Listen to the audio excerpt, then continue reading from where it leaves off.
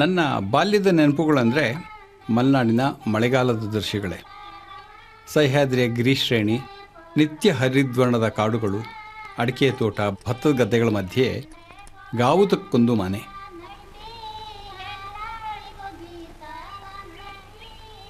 ಇಂತಹ ಪರಿಸರದಲ್ಲಿ ನಮ್ಮ ಶಾಶ್ವತ ಗೆಣೆಕಾರರು ಜಿಟಿ ಜಿಟಿ ಮಳೆ, ಎಲ್ಲೆಲ್ಲೂ ಕಾಣುವ ಹಸಿರು, ಕೆಸರು, ಜೀವಜಂತುಗಳು ಮತ್ತು ನೀರವ ಮೌನ.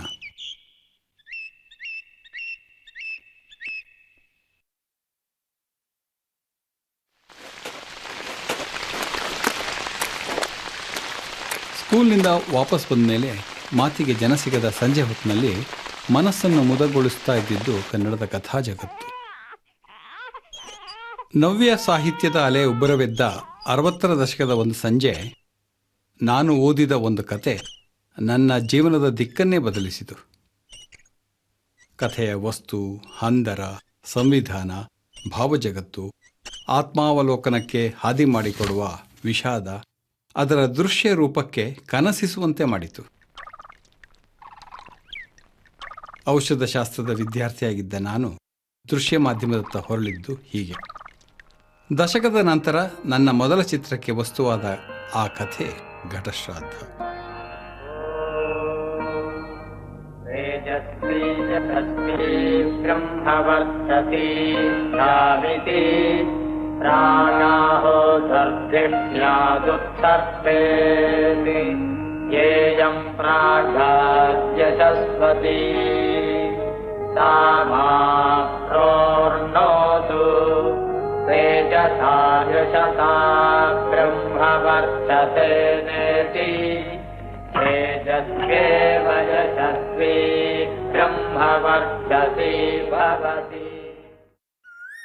ನನ್ನ ಪೀಳಿಗೆಯವರ ಮೇಲೆ ಅಗಾಧ ಪ್ರಭಾವ ಬೀರಿದ ಆ ಲೇಖಕ U.R.. Ananthamurthy.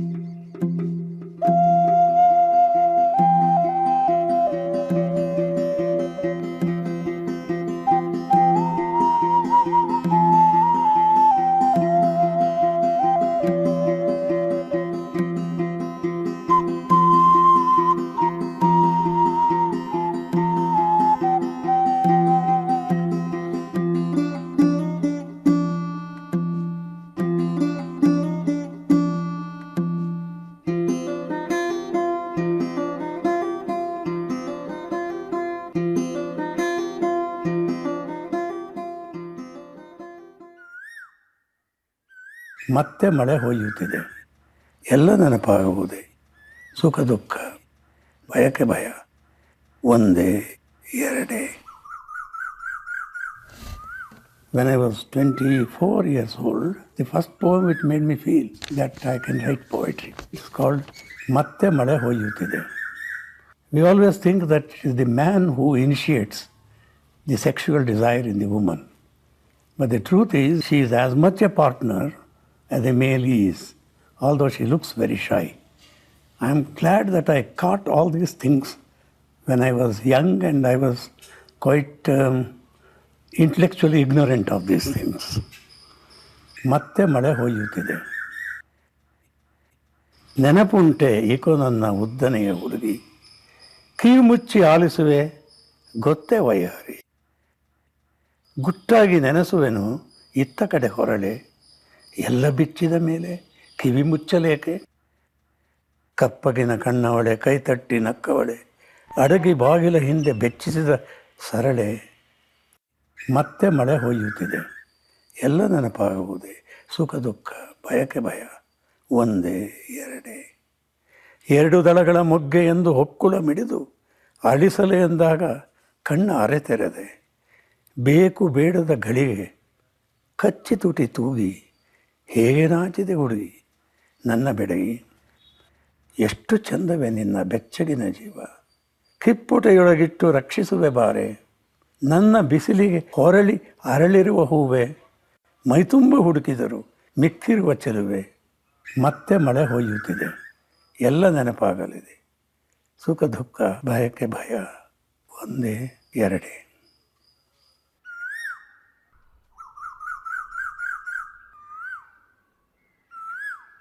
I don't think he is relevant only for India today. The future generations will remember him with much more fondness, and there is no doubt in my mind that he is one of the finest minds independent India has produced. This mind is unique because it has drawn from various sources, but the frame within which Ananta has organized his thoughts it is his own.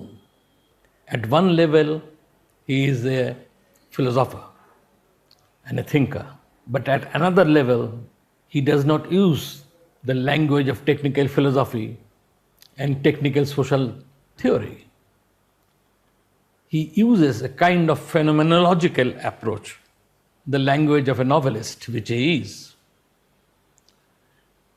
And it is within that frame that he organizes his thought and his reactions to the contemporary world. See, I don't see Ananthamurthy as a biography. A biography is a linear thing. For me, Ananthamurthy is a collection of hypotheses, of outrageous experiments. He's the only man who can link local and global, Hegudu to Delhi, Delhi to the globe. He's, in a way, India's public intellectual. He's academic. He's an administrator. Most people forget the line of directorships and chancellorships he has taken. He's an activist. He's a socialist. But he combines all these with some attempt to be a different kind of Indian. A storyteller who thinks India is the biggest story to tell. Because India is not a geography, it's a metaphor. And in that sense, I think he's a fascinating person.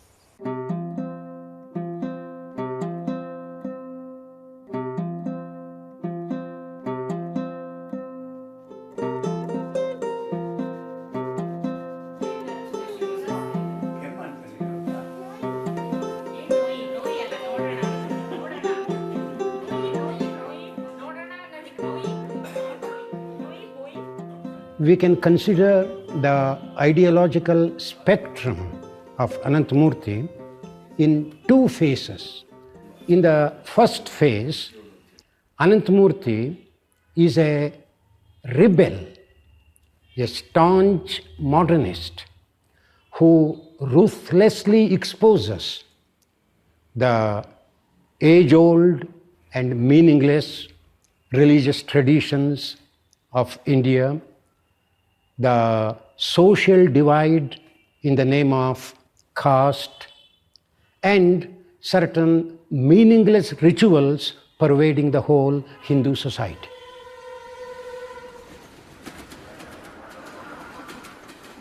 My works are deeply rooted in reality, so deeply rooted that they can branch out as widely as possible. And these roots are in historical time also.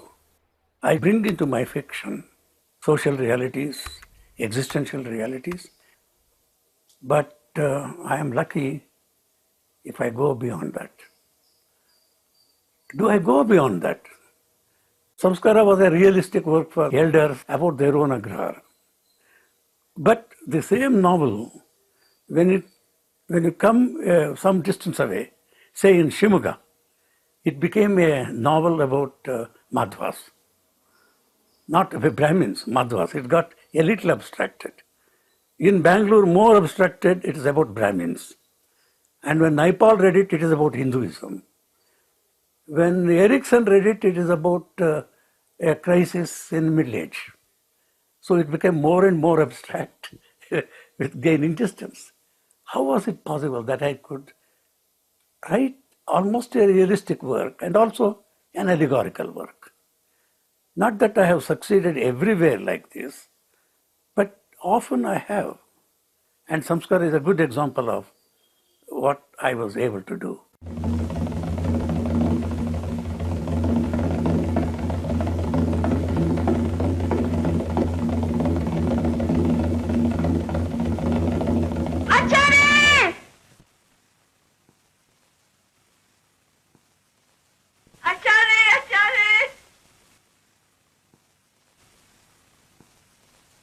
ಏನಮ್ಮ ಚಂದ್ರಿ, ಏನಾಯ್ತು?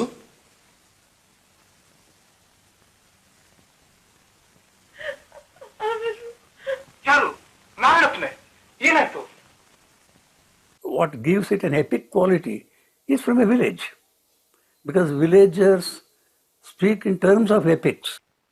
This ability of the villagers to create something which may not exist has always fascinated me. It has gone into my writing, where I can bring into life certain things which are hidden in reality.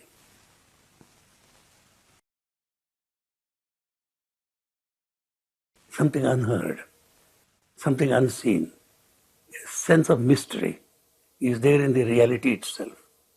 You have to have that magical approach to reality.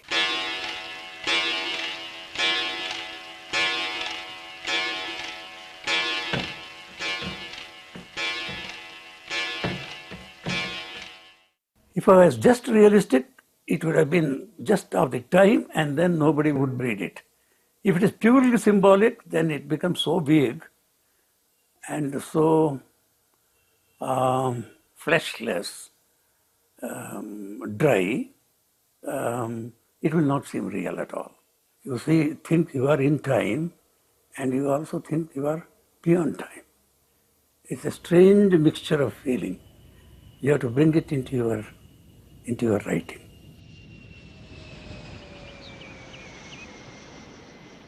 Ananthamurthy says quite clearly that he works within history and also makes use of all available frames of reality.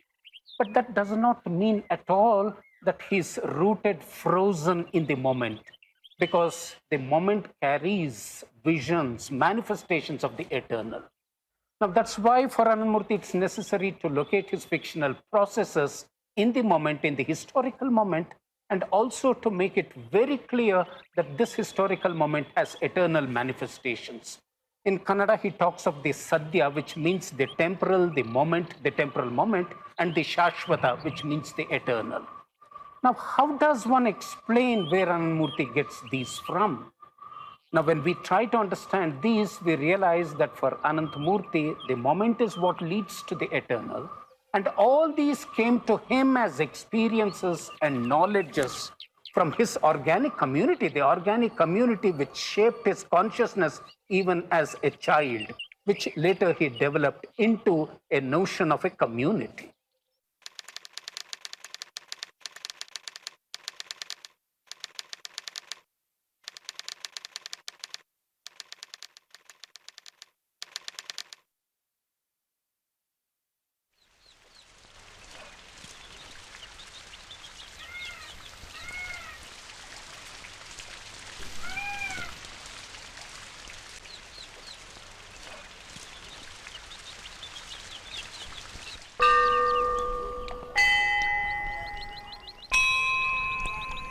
I was born in a small village which we called Meli.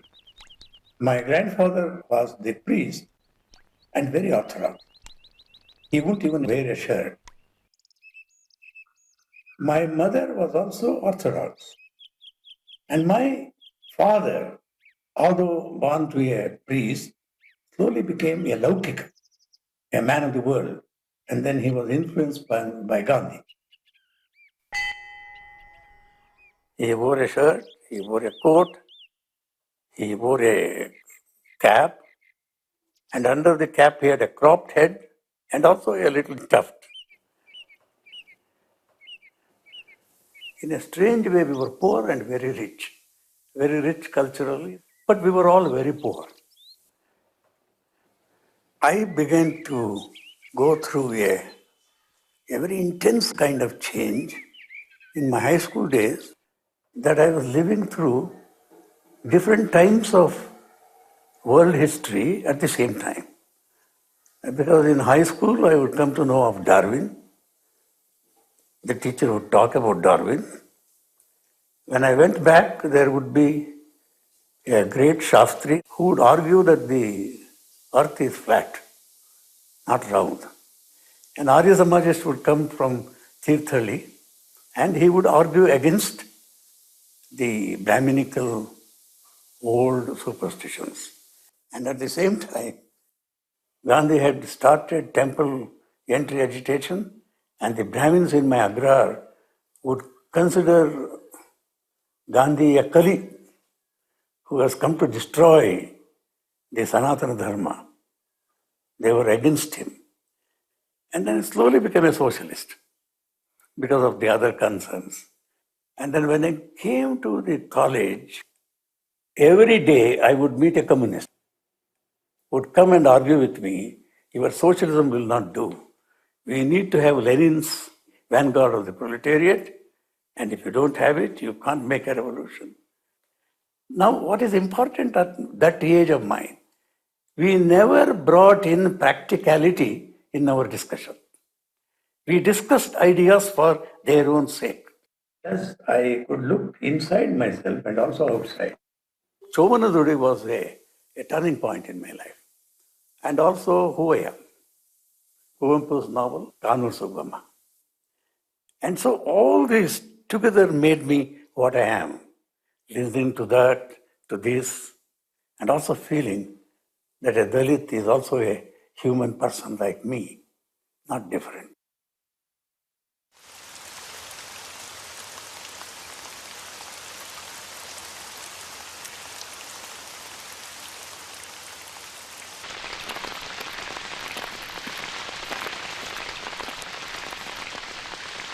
ಒಬ್ಬನೇ ನಡೆಯುವಾಗ ಜಗನ್ನಾಥ ಹೊಂಡಗಳನ್ನು ಬಳಸುವುದಿಲ್ಲ, ಹಾರುತ್ತಾನೆ.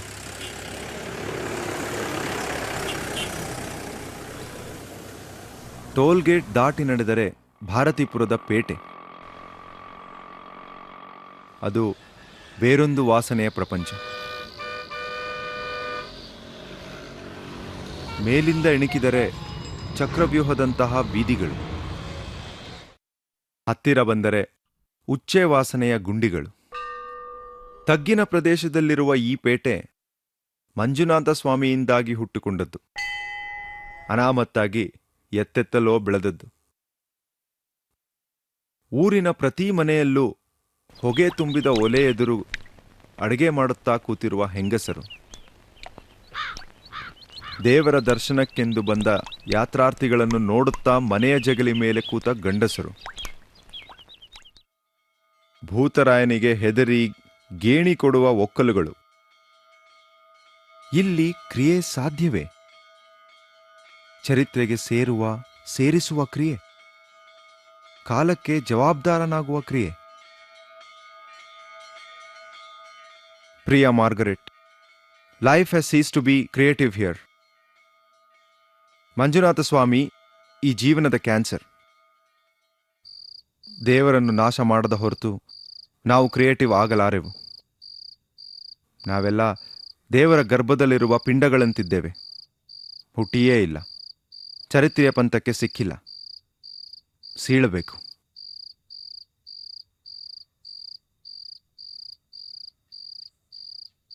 ಇಲ್ಲಿ ಏನು ಸಂಭವಿಸುವುದಿಲ್ಲ. ಹೊಸದೇನೂ ಆಗುವುದಿಲ್ಲ. God has made life sterile ಎಂದು ಜಗನ್ನಾಥ ಮಾರ್ಗರೆಟ್ಗೆ ಬರೆಯುವ ಕಾಗದಕ್ಕೆ ಇನ್ನೊಂದು ಪ್ಯಾರಾ ಸೇರಿಸಿದ.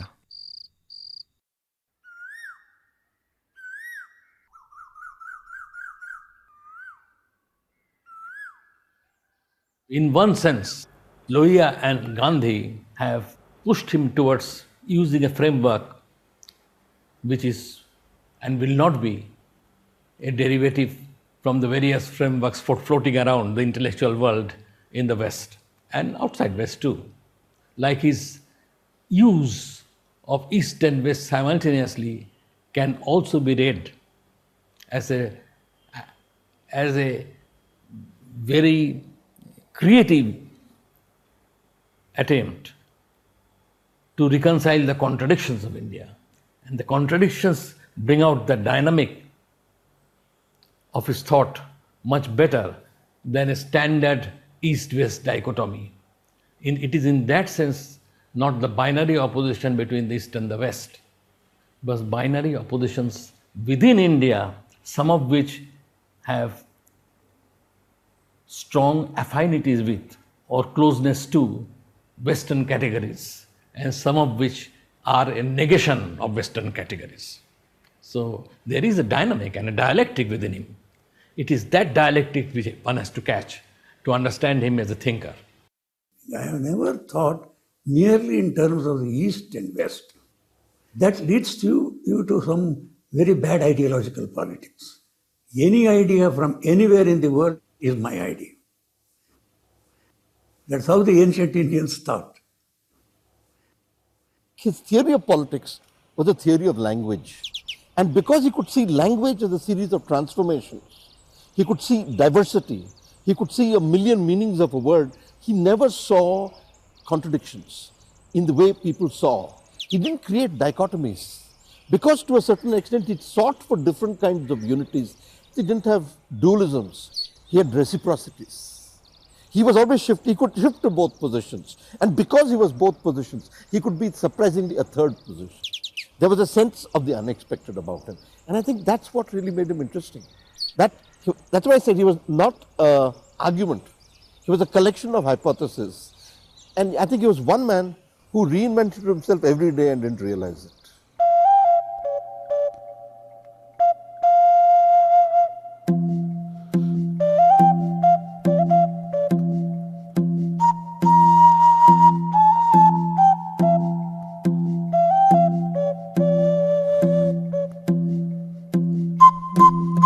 ಅನಂತಮೂರ್ತಿಯವರು ಇಂಗ್ಲಿಷ್ ಸಾಹಿತ್ಯದ ನಿರಂತರವಾದ ಅಧ್ಯಯನದಲ್ಲಿ ತೊಡಗಿದ್ರು.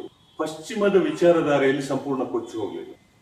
ಭಾರತೀಯ ತತ್ವಚಿಂತನೆ ಮತ್ತು ಭಾರತೀಯ ವಿಚಾರಗಳು ನಿರಂತರವಾಗಿ ಅವರನ್ನ ಕಾಡ್ತಾ ಬಂದಿದೆ. ಅಂದ್ರೆ ಅವರು ಪಶ್ಚಿಮ ಮತ್ತು ಪೂರ್ವದ ಒಂದು ಸೆಳೆತದಲ್ಲಿ ತೊಡಗಿಕೊಂಡೇ ಇದ್ದಂಥವ್ರು.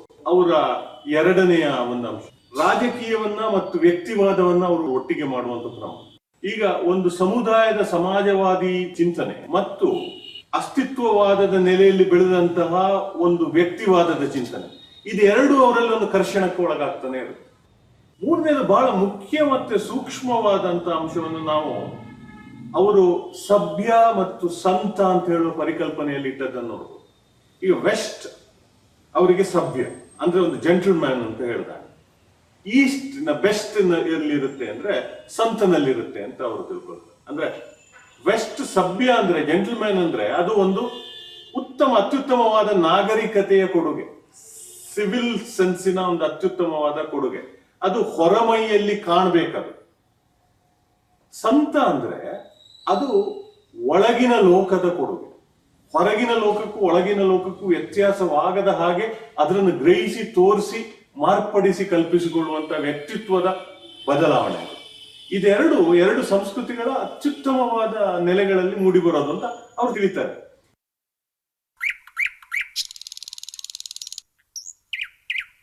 ಮೇಲಿಂದ ಕಂಡ ಭೂಪಟ ದುಬ್ಬು ತಗ್ಗುಗಳು, ಅಜ್ಜನ ಹೆಗಲ ಸುಕ್ಕುಗಳು, ಹಿಡಿದು ಅಜ್ಜನ ಜುಟ್ಟು ಸವಾರಿ ಆನೆ ಮೇಲಂಬಾರಿ. ಅವನದು ಅವನ ಅಜ್ಜನ ಹೆಗಲ ಮೇಲೆ ಹೀಗೇ ನನ್ನ ಹಾಗೇ, ಚಡ್ಡಿ ಜೇಬಲ್ಲಿ ಬಚ್ಚಿಟ್ಟು ಹಲವು ಗುಟ್ಟು, ಹಿಡಿದು ಅಜ್ಜನ ಜುಟ್ಟು ಸವಾರಿ ಆನೆ ಮೇಲಂಬಾರಿ. ಅಜ್ಜನಜ್ಜನದು ತನ್ನ ಅಜ್ಜನ ಹೆಗಲ ಮೇಲೆ ಹೀಗೆ ನನ್ನ ಹಾಗೆ, ಕಾಡಲ್ಲಿ ಹಿಡಿದು ಅಜ್ಜನ ಜುಟ್ಟು ಸವಾರಿ ಆನೆ ಮೇಲಂಬಾರಿ. ನಿತ್ಯದ ಕಾಡು ಅದೇ ಕಾಡಿನ ದಯಕ್ಕೆ ಹೆಜ್ಜೆಗಿಟ್ಟಿಸಿಕೊಂಡ ಅಚ್ಚುಮೆಚ್ಚಿನ ಹಾದಿ. ಇಲ್ಲಿ ಋಷಿ ಜಟೆಯಾಗಿ, ಅಲ್ಲಿ ವನದೇವತೆಯ ಸೊಟ್ಟ ಬೈತಲೆಯಾಗಿ, ನುಡುಪು ಕುಂಕುಮ ಹಾದಿ, ಪೊರೆಬಿಟ್ಟ ಹಾವಿನ ಹಾದಿ, ಹುಲಿ ಹೆಜ್ಜೆ ಹಾದಿ, ಹಕ್ಕಿ ಚಿಲಿಪಿಲಿ ಹಾದಿ, ಆಗಿ ನಿತ್ಯದ ಹಾದಿ, ಸತ್ಯದ ಹಾದಿ. ತಿರುವೆಲ್ಲಿ ಮುರುವೆಲ್ಲಿ ಕಾಲೇ ತಿಳಿದು ಇಲ್ಲಿ ಬೆಳಕಾಗಿ, ಅಲ್ಲಿ ನೆರಳಾಗಿ, ಗುಟ್ಟ ಹತ್ತಿಸಿ ಇಳಿದು ಪ್ರಿಯವಾಗಿ, ತುಳಿದ ಪಾದದ ಸಹಿತ ತಾನೂ ಸವೆದು, ಎಲ್ಲಿ ಅಂದರೆ ಅಲ್ಲಿ ಅಲೆಯುವುದೇ ಖಾಸಗಿ ಮನೆಗೆ ಮರಳುವ ಭರವಸೆಯಾದ, ಮುನ್ನೋಟಕ್ಕೆ ದಿಕ್ಕು ತೋಚದ ಹಾಗೆ ಹೇಗೋ ದಿಕ್ಕಾದ, ಅವ್ಯಕ್ತ ಮೊಟ್ಟು ಪೊದೆ ನಡುವೆ ಗುಡುಗುಮ್ಮ ಅಡಗಿರುವ ಕಾಡ ಒಡಲಿನ ಗೂಢ ತುಸು ತೆರೆದ ಹಾದಿ, ಒಲಿದ ನಿರಂತರದ ಸವೆದ ಹಾದಿ. ಇವು ನೆನಪುಗಳು, ಹೊರಲು ಬಯಸುವ ನನ್ನ ಹೆಗಲ ಸುಕ್ಕುಗಳು. ಅವರು ಬರವಣಿಗೆ ಉದ್ದಕ್ಕೂ ಕೂಡ ಸ್ವಂತದ ಅನುಭವಗಳನ್ನು ಶೋಧನೆ ಮಾಡೋದಕ್ಕೆ, ಅದರ ಅರ್ಥವನ್ನು ಕಂಡುಕೊಳ್ಳೋದಕ್ಕೆ, ಅದರ ಬೆಲೆ ಕಟ್ಟೋದಕ್ಕೆ ಕಾವ್ಯನ ಬಳಸ್ಕೊಂಡಿಲ್ಲ, ಕತೆ ಕಾದಂಬರಿಗಳನ್ನು ಬಳಸ್ಕೊಂಡಿದ್ದಾರೆ. ಆದರೆ ಕಾವ್ಯ ಅವರಿಗೆ ಲೋಕವನ್ನ ಕಾಣುವ, ವ್ಯಾಖ್ಯಾನ ಮಾಡುವ, ತನ್ನ ನಿಲುವುಗಳನ್ನು ಮಂಡಿಸುವ ಒಂದು ಹಾದಿಯಾಗಿ ಕೂಡ ಅದವರಿಗೆ ಸಹಾಯ ಮಾಡ್ತಾ ಹೋಗುತ್ತೆ. ನಾವೆಲ್ಲ ಅನ್ಕೊಂಡಿರೋ ಹಾಗೆ ಕಾವ್ಯ ಒಳಗನ್ನ ಶೋಧಿಸೋದಕ್ಕೆ, ಕಥಾ ಸಾಹಿತ್ಯ ಹೊರಗನ್ನ ಕಂಡ್ಕೊಳ್ಳೋದಕ್ಕೆ ದಾರಿ ಅಂತ ಅನ್ನೋದು ನಮ್ಮ ಸಾಮಾನ್ಯ ತಿಳುವಳಿಕೆ. ಆದ್ರೆ ಅನಂತಮೂರ್ತಿ ಹೀಗೆ ಯಾಕೆ ಮಾಡ್ತಾರೆ? ಅವರ ಕವಿತೆ ಒಳಗಡೆ ನೀವು ನಿಯತವಾದ ಲಯಗಳನ್ನು ಗುರುತಿಸೋದಿಕ್ಕಾಗೋದಿಲ್ಲ, ಗೇಯತೆ ಅನ್ನೋದನ್ನ ಕಲ್ಪನೆ ಮಾಡ್ಕೊಳ್ಳೋ ಕೂಡ ಸಾಧ್ಯ ಆಗೋದಿಲ್ಲ.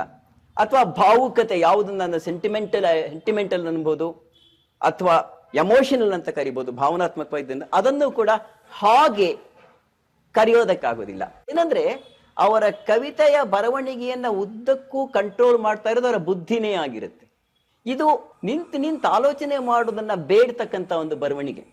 ವರ್ಡ್ಸ್ ಬರ್ತ್ ಆಗ್ಲಿ, ರಿಲ್ಕ್ ಆಗ್ಲಿ, ಅವರು ಮೂಲದಲ್ಲಿ ಬರೆದಿರ್ತಕ್ಕಂಥ ಕವಿತೆಗಳ ಒಂದು ಲಯಗಳ ಒಂದು ವಿನ್ಯಾಸ ಇರುತ್ತಲ್ಲ, ಅದನ್ನ ಬಿಟ್ಟು ಬರಿಬೇಕು ಅಂತ ಅನ್ಕೊಳ್ತಾರೆ ಹೊರತು ಅನಂತಮೂರ್ತಿ ಅವ್ರನ್ನ ಅನುಕರಣೆ ಮಾಡಬೇಕು ಅಂತ ಅನ್ಕೊಳ್ಳೋದಿಲ್ಲ. ಅನಂತಮೂರ್ತಿ ಅವರ ಒಟ್ಟು ಕಾವ್ಯ, ಕನ್ನಡ ಕಾವ್ಯದ ಒಟ್ಟು ಪರಿಸರದಲ್ಲಿ ತುಂಬಾ ಘನವಾದದ್ದು ಅಂತಂದೇ ಆದ್ರೂ ಕೂಡ ತುಂಬಾ ವಿಶಿಷ್ಟವಾದದ್ದು, ಅನನ್ಯವಾದದ್ದು.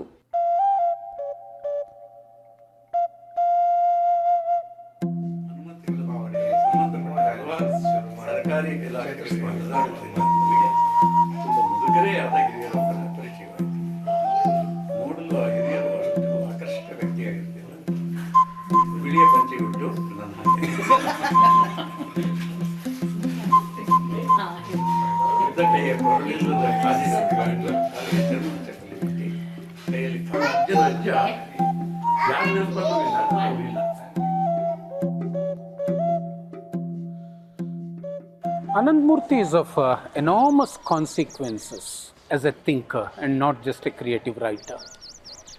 And a great part of this significance lies in the fact that as a thinker he came up with the terms that captured the spirits of the times. In fact, one of his very old expressions was English Brahmana and Kannada Shudra. What could have been a very stereotypical notion was to use language as a tool of subversion. That Kannada, supposed to be low in relation to English, could be used for protest, social protest, political protest, cultural protest, and therefore as a subversive category. Now, some 20 years ago, 2 decades ago, he was referring to an incident where a group of Devadasis worshipped in the nude. It was an age-old tradition. But Ananthamurthy raised questions that went beyond ordinary questions, ordinary perceptions that would usually come from rationalists and secularists. Ananthamurthy was trying to raise questions about freedom, divinity, worship, one's personal relationship with God. It is these subversive elements in Ananthamurthy's thought that capture the complexities of our times, of our societies, of our cultures. Now, one of the most important concepts, and Ananthamurthy has been working out this concept for several decades now, has been the concept of 3 kinds of hunger of our times. The hunger for spirituality, the hunger for equality, and the hunger for modernity. How did I arrive at it? What happens to me is certain experiences get crystallized into an idea. And that idea gives rise to another idea. I thought the great hunger of the 20th century is the hunger for equality. Movement that Martin Luther King began, where all the blacks got together and sang, "We shall overcome." I think it was a great moment. If you ask me, the most spiritual movement, they were not declaring it only for themselves. This is a spiritual movement. It's a political movement. It's a hunger for equality. All this come together.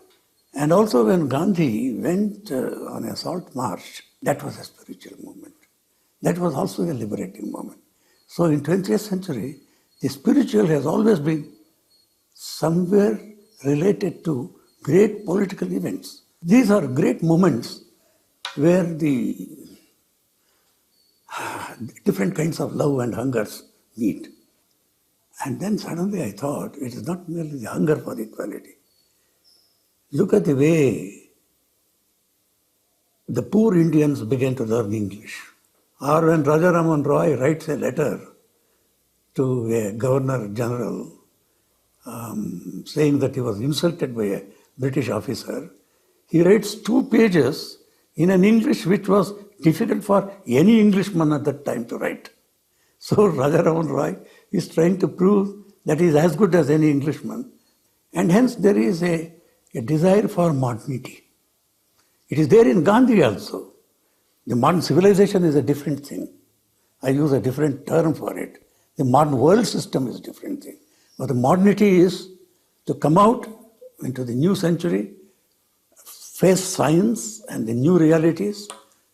That is another. And then the spiritual, which is the basis of all these three. When a slave says, "How can you beat me?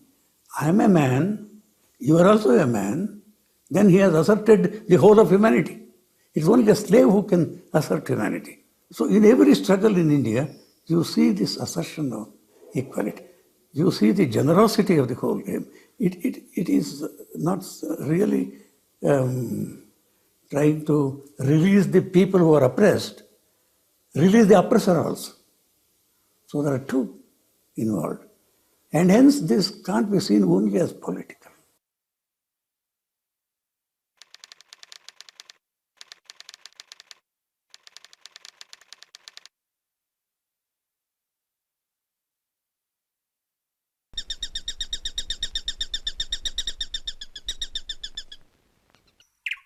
When I talk about literature, particularly Indian literature, I use a metaphor. The ideas of the frontier and the ideas of the backyard. In our village house, the spaces were demarcated. The front yard belonged to elders, where they would sit and discuss politics, court matters, business, and in the evenings, Ramayana, Bharata, Bhagavata were also read. It was the place to discuss ideas.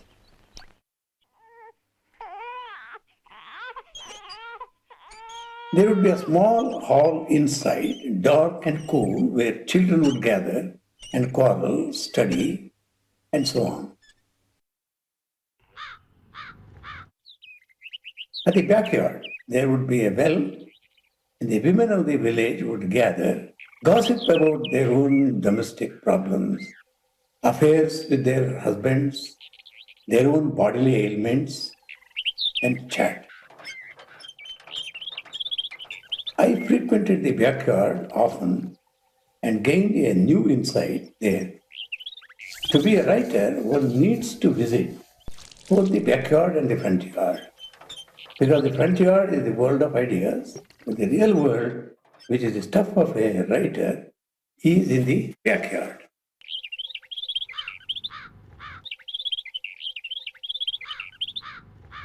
But I have also seen how the ideas of the backyard come into the front yard. The ideas of the front yard go into the backyard. That's why, Ramayana in the front yard is one story.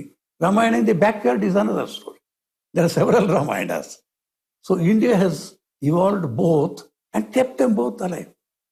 And hence we have a creativity in India, in Indian languages, which is constantly being invigorated by the backyard.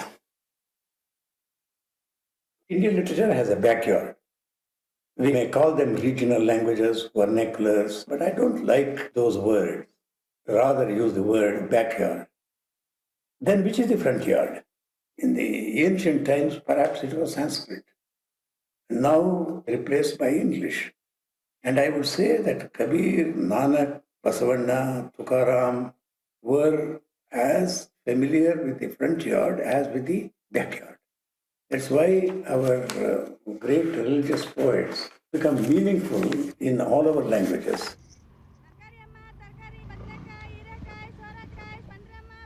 The front yard and the backyard is not just a metaphorical expression. It's not just an allegorical expression. The backyard actually means the voices of those communities, of those individuals that are not very central to people who belong to what we would call the mainstream tradition. Now, the backyard is the area that has many submerged voices. Gossip or the front yard and backyard are actually the searches of third world writers, African writers, Caribbean writers, writers from Latin America, who are trying to bring into their creative processes those voices, those experiences that are marginalized, that tend to get liquidated as history moves on.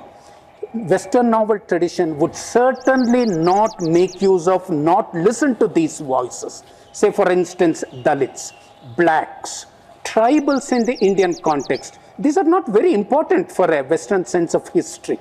I think he's talking on behalf of the search, the quest of the whole generation of third world writers who try to capture those submerged voices of the post-colonial situation. Now, I think it's in this context that we must see his creative process, not just in relation to the world of art, the world of imagination, but the larger questions that people interested in cultural politics raise in their works. Ananthamurthy is one man who understands the magic of every day. He's a storyteller, and he has all the love for gossip a storyteller has. And he's probably the most patient listener I've seen as an intellectual. He told me, quiet, learn to listen. And then he said, learn to answer. And I think that is really what made Ananthamurthy. That sense of the concrete, that sense of the local, made him human, but human in a very universal way. I think he became part of the story of which he was the storyteller.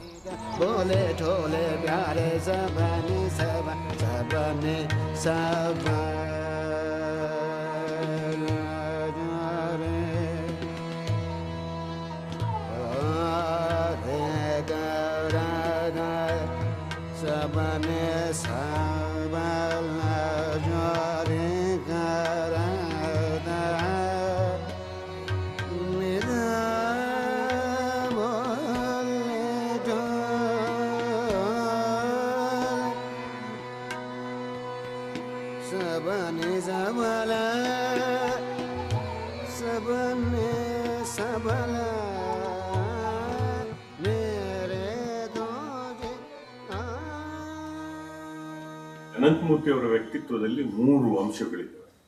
ಒಂದು ಅವರ teacher ಅಂದ್ರೆ ಅಧ್ಯಾಪಕನ ವ್ಯಕ್ತಿತ್ವ, ಎರಡನೇದು social activist ಆದಂತಹ ವ್ಯಕ್ತಿತ್ವ, ಮೂರನೇದು ಮುಖ್ಯವಾಗಿ thinker ಅಂದ್ರೆ ಚಿಂತಕನ ವ್ಯಕ್ತಿತ್ವ. ಈ ಥಿಂಕರ್ ಅಥವಾ ಚಿಂತಕನ ವ್ಯಕ್ತಿತ್ವದಲ್ಲಿ ಅವರಿಗೆ 2 ನೆಲೆಗಳು ಇರ್ತವೆ. ಒಂದು ಮುಖ್ಯವಾಗಿ ರೂಪಕಗಳ ಶೋಧನೆ, ಯಾವುದೇ ಒಂದು ವಿಚಾರ ಅನುಭವ ರೂಪಕವಾಗಿ ಅದು ಶೋಧನೆಯಾಗಿ ಒಂದು ಅನುಭವವಾಗಿ ಒಂದು ಕ್ರಿಯೇಟಿವ್ ರೈಟಿಂಗ್ ಅಲ್ಲಿ ಬರಬೇಕು. ಇನ್ನೊಂದು ಐಡಿಯಾ ಲೆವೆಲ್ ನಲ್ಲಿ ಸಿಕ್ಕುವಂತ ವಿಚಾರಗಳು, ಅವರ ಬರಹಗಳಿರ್ಬೋದು ಅಥವಾ ವೈಚಾರಿಕ ಚಿಂತನೆ ಇರ್ಬೋದು, ವಿಮರ್ಶೆ ಇರ್ಬೋದು, ಟ್ರೆಡಿಷನ್ ಅಂಡ್ ಮಾಡರ್ನಿಟಿಯ ಅಂಶಗಳು ಹೇಗೆ ಎದುರು ಬದಲಾಗುತ್ತೆ ಅನಂತಮೂರ್ತಿ ಅವರಲ್ಲಿ ಅಂದ್ರೆ, ಈ ಹೊಸತು ನಮ್ಮ ಅಭಿಜಾತಕ್ಕೆ ಸೇರಿ ಹಳತನ್ನ ಹೊಸ್ತು ಮಾಡುತ್ತೆ. ಹಳತಾಗಿರೋದಿಲ್ಲ, ಹೊಸ್ತಾಗಿ ಇರೋದಿಲ್ಲ. ಹೊಸ್ತು ಹೋಗಿ ಹಳತು ಒಂದು ಹೊಸತಾಗುತ್ತೆ. ಇದು ಅವರು ನಮ್ಮ ಅಭಿಜಾತ ಪರಂಪರೆಯನ್ನ ಆಧುನಿಕತೆಯ ಮೂಲಕ ಬೆಳೆಸುವ ಕ್ರಮ.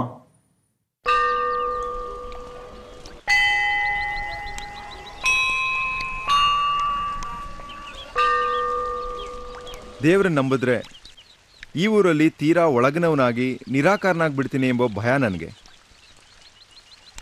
ದೇವ್ರ ವಿಷಯದಲ್ಲಿ ಹೊರಗುಳಿಯದೆ ನಾನು ನಿಜವಾಗೂ ಈ ಊರಲ್ಲಿ ತೊಡಗಲಾರೆ.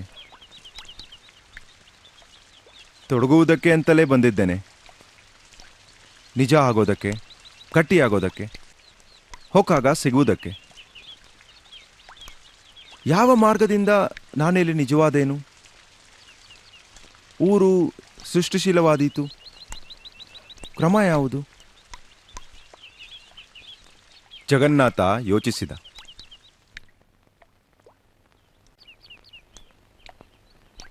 ಯಾವ ಸಾಮಾಜಿಕ ರಾಜಕೀಯ ಬದಲಾವಣೆಯಿಂದಲೂ ಮನುಷ್ಯನ ಎಕ್ಸಿಸ್ಟೆನ್ಷಿಯಲ್ ರಿಯಾಲಿಟಿ ಬದಲಾಗದು ಎಂದು ಇಂಗ್ಲೆಂಡಿನಲ್ಲಿ ಕಾಫಿ ಕ್ಲಬ್ನಲ್ಲಿ ನಡೆಸುತ್ತಿದ್ದ ಚರ್ಚೆಗಳು ಮಂಜುನಾಥನ ಕೂಪವಾದ ಭಾರತೀಪುರದಲ್ಲಿ ತಮಾಷೆಯಾಗಿ ಕಂಡುವು.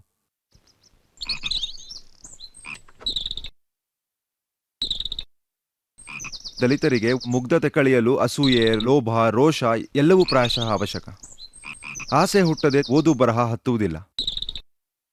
ಆಸೆಯಿಂದ ಸಂಕಟ, ಸಂಕಟದಿಂದ ಪ್ರಜ್ಞೆ. ಹಾಗಿದ್ದಲ್ಲಿ ಅವರಲ್ಲಿ ಹೊಟ್ಟೆಕಿಚ್ಚು ಆಸೆಗಳನ್ನು ಹುಟ್ಟಿಸಲು ನಾನು ಅಂಜಕೂಡದು. ಎಂಗೆಲ್ಸ್ ಹೇಳೋದಿಲ್ವೇ, ಚರಿತ್ರೆ ಮುಂದುವರಿಯಲು ಕಾರಣ evil passions of men.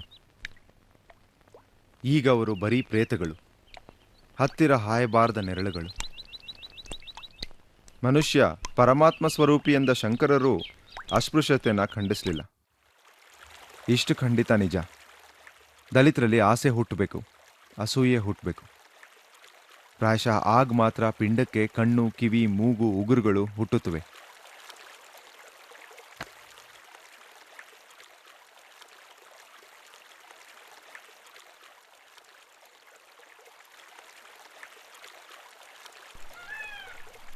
Many parts of his work is a dialogue with contemporary India and also with India's past and future as telescoped within contemporary India.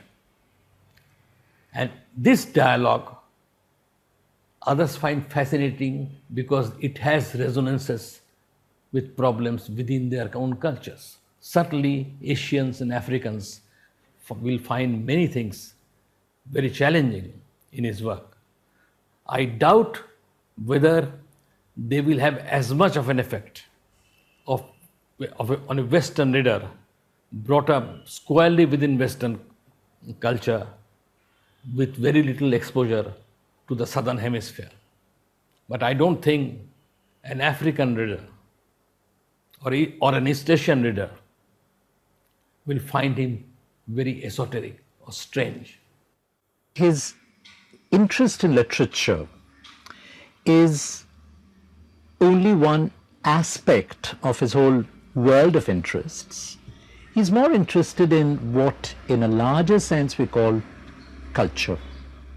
The culture of a community as it relates to the culture of history. In this culture course that we have been having for 2 decades now at Hegadu, where every year he is the mentor, he designs the course, he focuses on looking at culture from various terms of reference. Once it was language, once it was sound and music, once it was nationalism, once it was Tagore. These are all take-off points which open up certain areas of culture. Culture not as something which is a solid, indistinguishable mass, but culture very, very distinctive in its different manifestations and in its different histories. I can see that he is still looking for that common denominator at the root of all cultures, where human beings communicate without the barriers created by a so-called civilizing process. So here is culture flowing, which do not degenerate into dogma.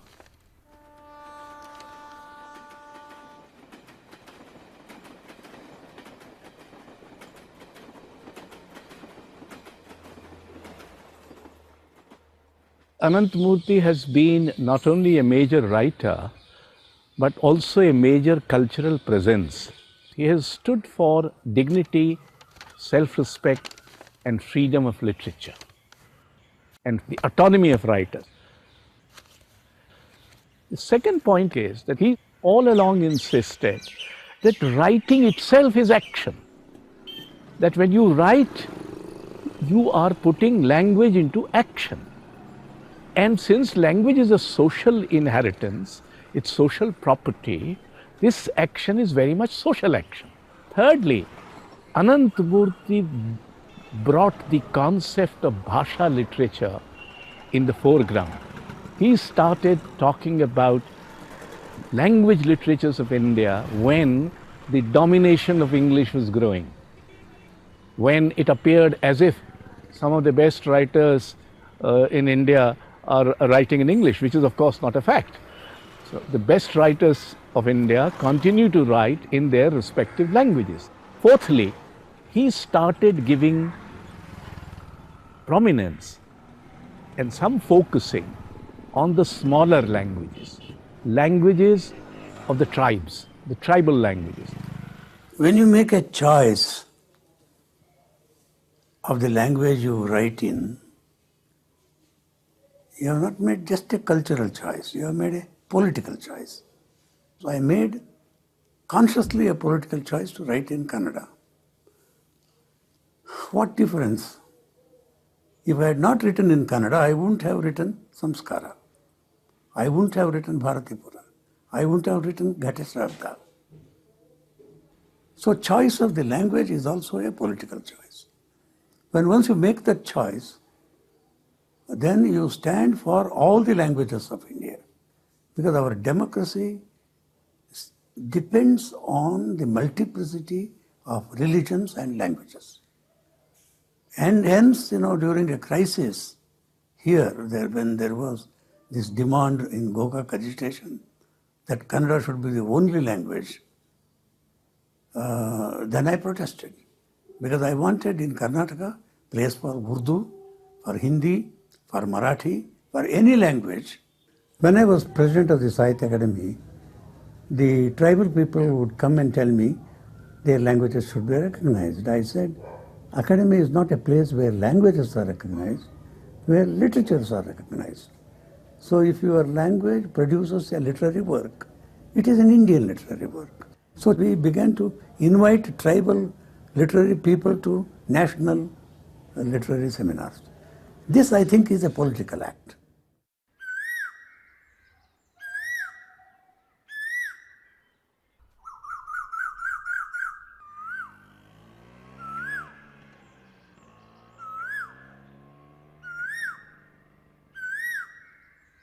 He comes from a very orthodox family, Brahmin family, and I come from a very liberal Christian family. And I met him as a student. He was my teacher. And when we decided to get married, both of them were very upset, even my family and his family wouldn't agree to it. After that, one of his brothers died. And this created a lot of tension in the family, and for me also it was very difficult, and I had to wait till everything was settled. This novel, Preeti Mrityubhaya, was written it then and just laid it aside. He hadn't taken it out at all. And recently, it happened that he was going through all his manuscripts and then he found it. That's how it came out.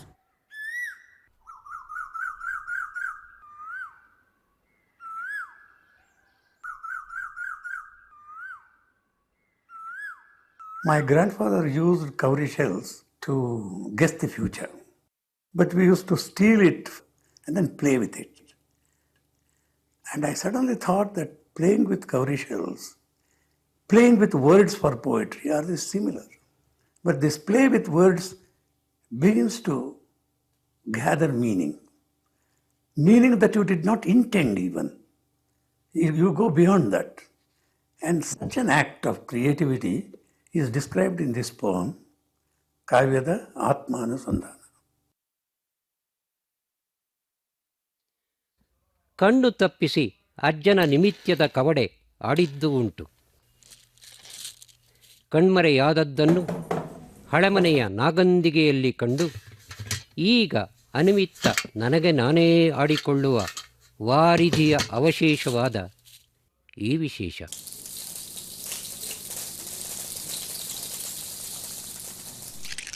ಮುಷ್ಟಿಯಲ್ಲಿ ಜಾರುವ ನಯದ ತಕರಾರು ಎನ್ನಿಸಿ ಹಾರಿಸಿ ಬಾಲಕನಂತೆ ಚಪ್ಪಾಳೆ ತಟ್ಟಿ ಚಾಚಿದ ಮುಂಗೈ ಮೇಲೆ ಬಾಲ್ಯದಲ್ಲಿ ಕರಗತವಾದ ಕೌಶಲ್ಯದಲ್ಲಿ ಹಿಡಿದು ಮುಂಗೈಯಿಂದ ಇನ್ನೂ ಮೇಲೆ ಎಸೆದು ಸಾವಕಾಶದಲ್ಲಿ ಆಚೀಚೆ ಆಡಿಸಿ ತಡೆದು ಮತ್ತೆ ಮುಂಗೈ ಮೇಲೆ ತಂಗಿಸಿಕೊಂಡು ಇನ್ನೂ ಮೇಲೆ ಮೇಲೆ ಚಿಮ್ಮಿಸಿ ಮತ್ತೆ ಮತ್ತೆ ಪಡೆದು ತೊಡೆ ತಟ್ಟಿ ತಟ್ಟಿ ಚಾಚಿ ಕಾಯುವ ಮುಂಗೈಗೆ ಮುದ ತಂದದ್ದನ್ನು ಕ್ಷಣದಲ್ಲಿ ಹಾರಿಸಿ ಮುಂಗೈ ಮುಷ್ಟಿಯಲ್ಲಿ ಈಗ ಅಧೀನವೆನ್ನಿಸುವ ಅನ್ಯಕ್ಕೆ ಹಿಗ್ಗುವುದು.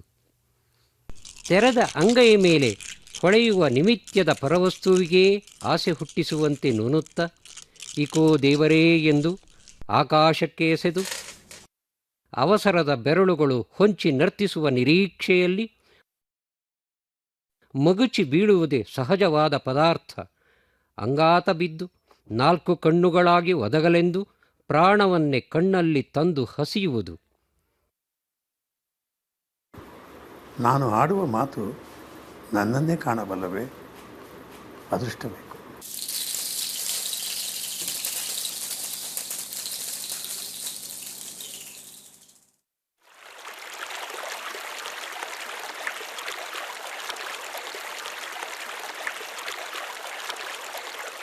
Now, coming to the second phase of Ananthamurthy's ideology, we have to remember globalization, liberalization,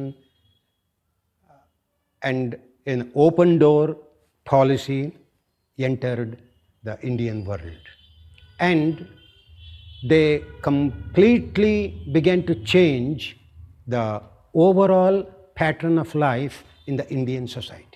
During this period, Ananthamurthy's concerns and convictions get widened and they begin to get national and international hues. He mounts a scathing and bitter criticism against the other, in this case, the West, the Western values, the Western systems of belief.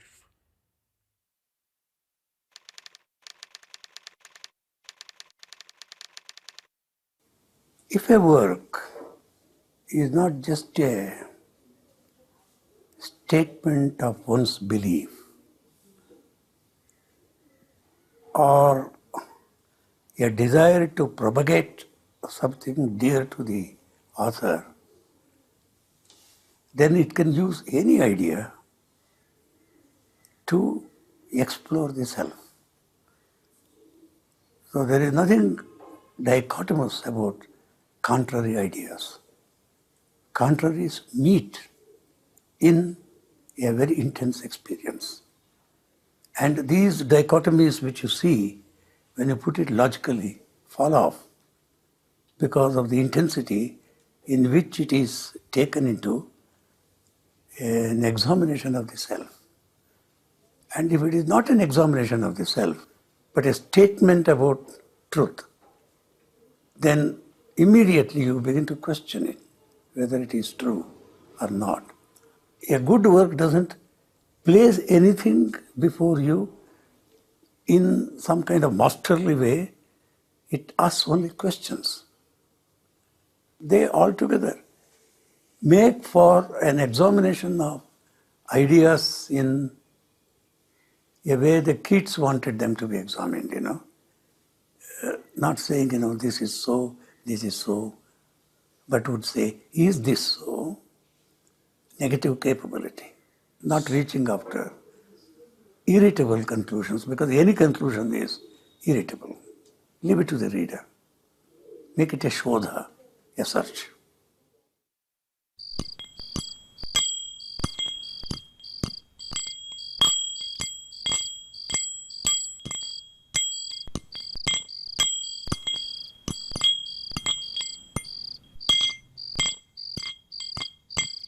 ಕುರುಡು ಕಣ್ಣಿನ ಕತ್ತಲೆಯನ್ನು ರೆಪ್ಪೆಯಿಂದ ಮುಚ್ಚಿ ತೆರೆಯುತ್ತಾ ಕೂತಿದ್ದ ಶಂಕರಯ್ಯ ಗೋಡೆಯ ಮೇಲಿದ್ದ ಹಲ್ಲಿ ಲೊಚಗುಟ್ಟಲು ಸತ್ಯ ಸತ್ಯ ಎಂದರು. ಸತ್ಯ ಸತ್ಯ. ಯಾರದು? ಲಚ್ಚಿನಾ? ಹೌದಯ್ಯ. ಲಚ್ಚಿ, ಶಾರದೆನ ರಂಗಯ್ಯಂಗೆ ಕೊಟ್ಟು ಮದುವೆ ಮಾಡಬೇಕಾಗತ್ತೋ ಏನೋ. ಘನಾಗೆ ಆತಲ್ಲಯ್ಯ. ಅದು ಹೆಂಗಾಗತ್ತೆ ಕುಸೆ? ನಮ್ಮ ಬಾಳೊಂದು ಸ್ವತಂತ್ರನ? ಅಯ್ಯ, ಈ ಬ್ರಾಹ್ಮಣದ್ ಇಲ್ಲದ ಬಡಿವಾರಪ್ಪ. ಯಾರು ಇಲ್ಲ ಅಂತ ತಂಗಿ ಮಗಳನ್ ತಂದು ಮುದ್ದನ್ ಸಾಕಿದ್ದಲ್ವಾ ನೀವು? ಈಗ ಮದ್ವೆಗೆ ಅಡ್ಡ ಬರ್ತಾ ಇದ್ದೀರಾ. ನಿಮಗ್ ಯಾವ್ದು ಹೆಚ್ಚು, ಕರುಳ್ ಬಳ್ಳಿ ಸುಖನೋ ಅಥವಾ ಆಣೆ ಭಾಷೆ ಸಂಪ್ರದಾಯನೋ? ಸ್ವಲ್ಪ ಯೋಚನೆ ಮಾಡಿ.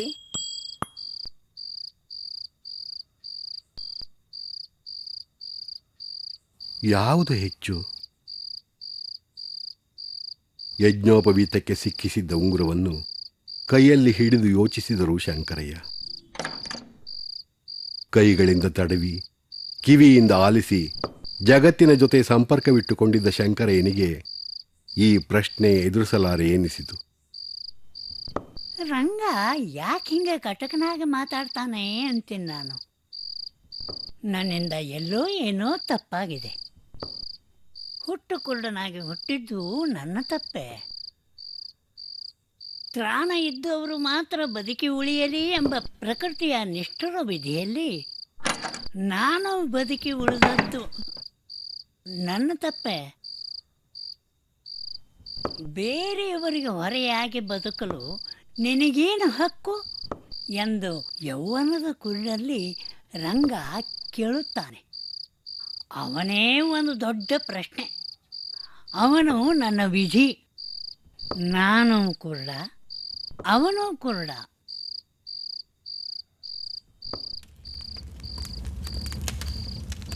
ಶಾರದನ ಮದುವೆ ಮಾಡಿಕೊಡದೇ ಇರೋದಕ್ಕೆ ಕಾರಣ ಸ್ವಾರ್ಥನೋ ಪ್ರೀತಿನೋ? ಪ್ರೀತಿ ತಪ್ಪಲ್ವೋ ಶಂಕರ, ಮೋಹ ತಪ್ಪು ಅಂತಿದ್ರು ಅಪ್ಪಯ್ಯ. ಆದರೆ ಪ್ರೀತಿ ಯಾವಾಗ ಮೋಹ ಆಗತ್ತೆ ಅಂತ ತಿಳಿಯೋದು ಹೇಗೆ?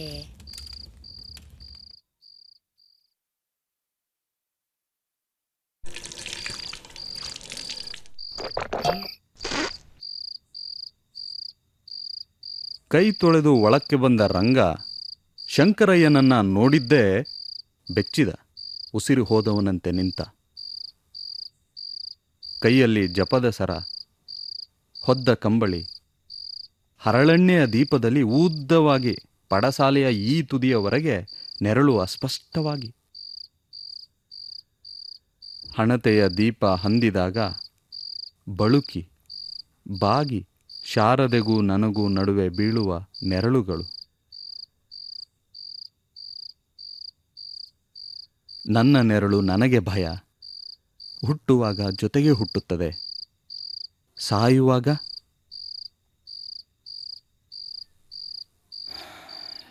ಇಲ್ಲ.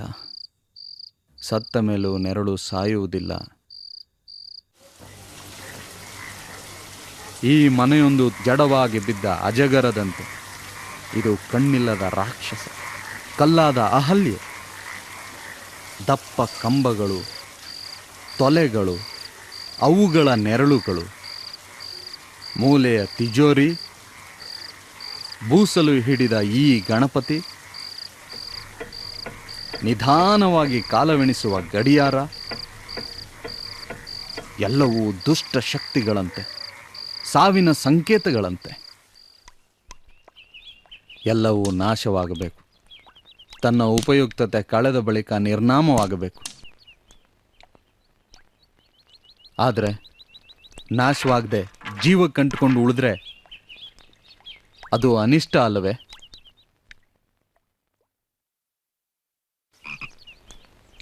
The whole debate about modernity and a traditional way of life is not resolved, but put before the reader and before the characters also, without taking any side, because you can't take sides.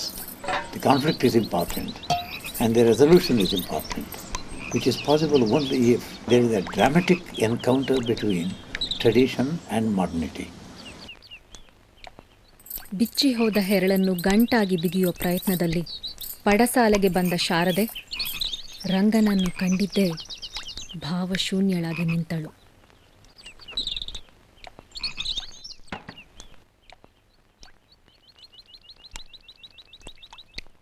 ಒಂಥರ ಹೊಂದ್ಕೊಂಡು ಹೋಗಿದ್ದೆ.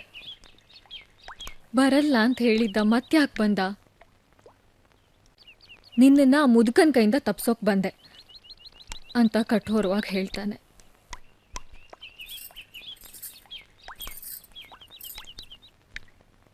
ರಂಗನ ಮಾತುಗಳೆಲ್ಲ ಶಾರದೆಗೆ ಮನಸ್ಸಿನ ವಿಕಾರವಾಗಿ ಕಂಡಿದ್ದುವು.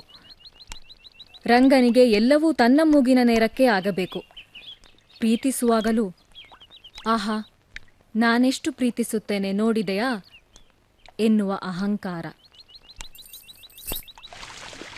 ಮೈಸೂರಿಗೆ ಓದಕ್ಕೆ ಹೋಗ್ದಿದ್ರೆ ನೆಮ್ಮದಿಯಾಗಿ ಪರಂಪರೆಯಿಂದ ಬಂದಿದ್ದನ್ನ ನೋಡ್ಕೊಂಡಿರ್ತಿದ್ದ. ಹಳ್ಳಿಲೇ ಇದ್ದಿದ್ರೆ ಮದುವೆನೂ ಆಗ್ಬೋದಿತ್ತು, ಎಲ್ಲ ಸಮಂಜಸವಾಗ್ತಿತ್ತು.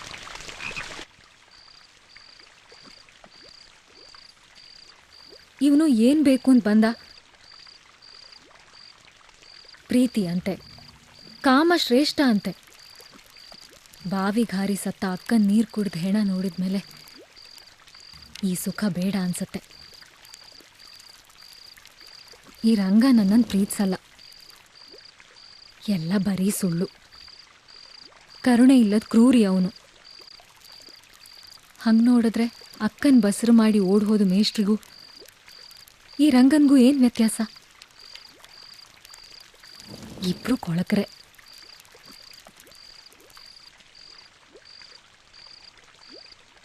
ಬಾಳಿಗೂ ನಂಬಿಕೆಗೂ ಸಂಬಂಧ ಕಡಿದು ಹೋಗಿ ಬಾಳು ಶುಷ್ಕ ಆಗಿದೆ, ನಂಬಿಕೆ ಕುರುಡಾಗಿದೆ. ಆದರೆ ರಂಗ ಬಂದು ಮಾತಾಡ್ತಿದ್ದ ಹಾಗೆ ಮನಸ್ಸಿನ ಬಿಗುವೆಲ್ಲ ಹೇಗೆ ಮಾಯ ಆಯಿತು? ಇಲ್ಲ, ಅವನಿಲ್ಲದೆ ಬದುಕಲಾರೆ. ಅಜ್ಜಯ್ಯನ ಕೈನೂ ಬಿಡದೆ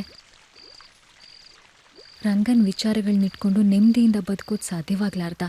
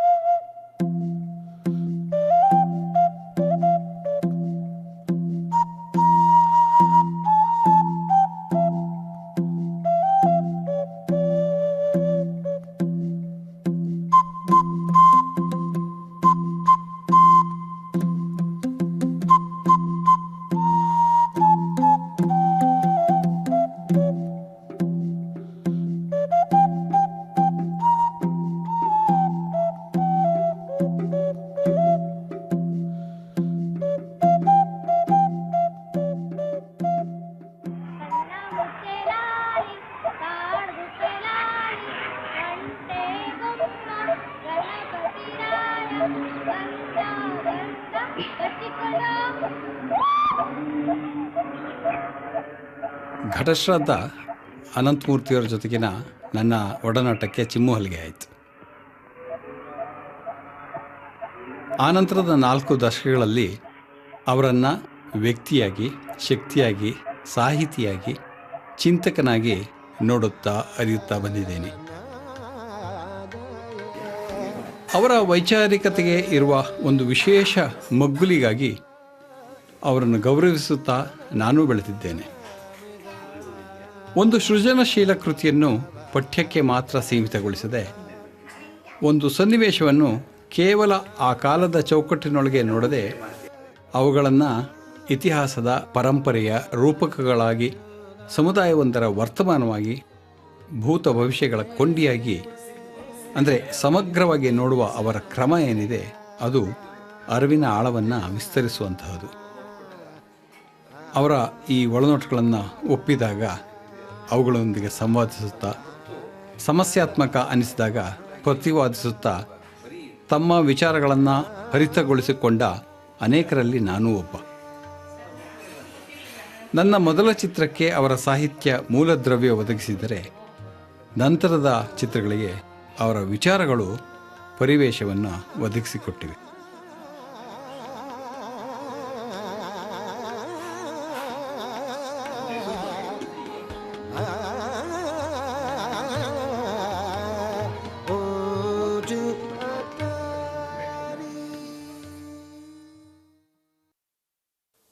There is a strange reality about all of us human beings if we reflect on ourselves.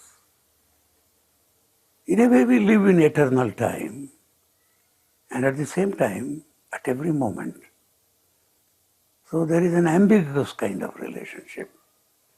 You belong to the moment, and also you belong to the past, the future, in your self-conscious, meditative mood. How to be true to the both? In order to be alive in the present now, it is the political present. And that is what we call politics. And particularly in a democratic country, you have to respond to every event. You can't respond to every event self-consciously from an eternal point of view. Sometimes, what seems right to do now, you must do it. That's an ethical need. But then you may change. What seemed ethically correct one day may not be correct on another day. And this kind of agitation goes on in my mind, responding to our times. Even now, I am not free from that, nor have I resolved all these contradictions. But while I have these contradictions, when I write not responding merely to the here and now or to the eternal, but what the work demands within its own framework. It has its own time, its own ethical structure, and I have to be true to that. And then you are caught in this kind of cycle, and then you begin to feel apolitical. Sometimes, the mind wants to rest and withdraw from the total political yes, no, this kind of conflict. And that too is reflected in some of my works that need to be apolitical, to withdraw and to face oneself. And if you can conclude about a writer ideologically is just this, then there is no mystery in that writer.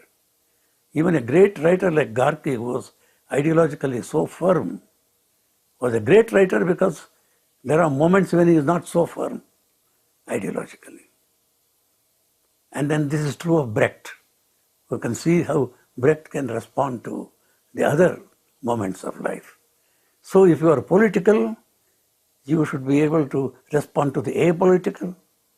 While you are apolitical, you should know that that is not the reality. The reality is changing you every moment, and that is politics, and you have to take it into account. And this is a difficult, tough thing in our times. Ananthamurthy is an incomplete story because I think to a certain extent he fought many battles. And while the emphasis has always been on the battle for the colonization of the mind, I think the battle against colonization is half done. But the battle against globalization is half begun. And to me, that is the worrying point. I think globalization is the globalization of two things. The globalization of desire through the body and the globalization of evil through the varieties of violence that we're facing. And in contending against the insidious takeover of the body and what I call the almost eloquent takeover of society through terrorism, through the globalization of evil, you have a different kind of evil. And I don't think the social movements are ready for it. People like Nandi, Illich in a different sense, Ananthamurthy are fighting this. But in this battle, they haven't won the minds. In fact, I think they even lost the hearts of the people, because the movements of protest is now still new, is now still loud, and it needs a language, a literature, a poetry which is very different. I think it's going to take time. And I think they also sense in a deep and fundamental way, this might be one of the tragic moments of history, when you defeat colonization but lose to globalization. But the battle is open, and as long as there are Ananthamurthys and a hypothesis of Ananthamurthys, I think the possibilities are there. He gave us the hope, not yet the solution. ಕಲಿಯಬೇಕಿನ್ನು ಗಾಳಿಯ ಹಾಗೆ ನಿರವಲಂಬಿ ಅಲೆವುದೇ ಬೇಟವಾಗುವುದನ್ನು, ಆಟವಾಗುವುದನ್ನು, ವಸ್ತುಗಳನ್ನು ಕಣ್ಣಿಗೆಪ್ಪಿಸಿಕೊಡುವ, ಆಕಾಶದುದ್ದಗಲ ಚೆಲ್ಲುವ, ತಳದಲ್ಲೆಲ್ಲ ವಿನಯಶೀಲ ನೆರಳಾಗಿ ತಂಗುವ ಬೆಳಕಿನ ಅವಲಂಬನವನ್ನು, ನಿರಂಬಳವನ್ನು, ಬಿದ್ದ ಬಿತ್ತವ ಬಚ್ಚಿಟ್ಟು ಬಿಚ್ಚಿಸಿ ಮೊಳೆಸಿ ಅದೇ ತೂರುವಾಗ ತಳ್ಳಿಸಿಕೊಂಬ ಇಳೆಯ ದಯೆಯನ್ನು, ಸೊಂಪನ್ನು, ಅಗ್ನಿಯ ನಿರ್ದಯವನ್ನು, ಹಠವನ್ನು, ದಿಟ್ಟಿಸುವ ಪರಿಯಲ್ಲೇ ನಿನ್ನ ನಿರ್ಲಕ್ಷ್ಯ ಅರಿಯುವುದನ್ನು, ಅದನ್ನು ಮೆಚ್ಚುವುದನ್ನು, ಮರದಂತೆ ಸುಮ್ಮನಿರುವುದನ್ನು, ಉದುರುವುದನ್ನು, ತಾಳುವುದನ್ನು, ಒಳಬರಲು ಕಾದಿದ್ದು ಬಂದಾಗ ಬಂದ ಪುಳುಕಕ್ಕೆ ಚಿಗುರುವುದನ್ನು. I am really very grateful for one line here which I got after reading Ramana deeply. ಅಗ್ನಿಯ ನಿರ್ದಯವನ್ನು, ಹಠವನ್ನು, ದಿಟ್ಟಿಸುವ ಪರಿಯಲ್ಲೇ ನಿನ್ನ ನಿರ್ಲಕ್ಷ್ಯ ಅರಿಯುವುದನ್ನು, ಮೆಚ್ಚುವುದನ್ನು.